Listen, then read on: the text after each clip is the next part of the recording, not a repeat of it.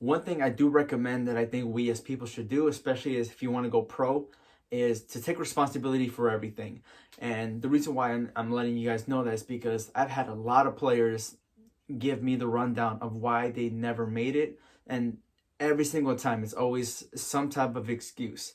And it's not to say that there's no real excuse or that I don't understand where you're coming from, because I do.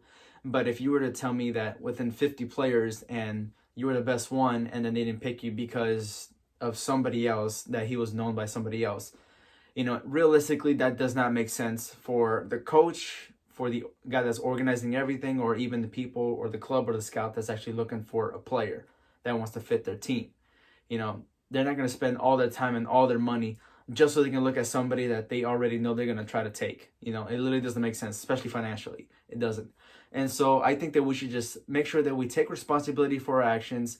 Whether you are correct 95% of the time, there's still 5% chance that you could be either wrong, or there are things that you could have worked for, or things that you can learn from. And I suggest you really take that into consideration and learn from those mistakes, and then utilize that so that you don't get stuck to where you are. And then in the end, you can honestly tell yourself that you've given everything you got.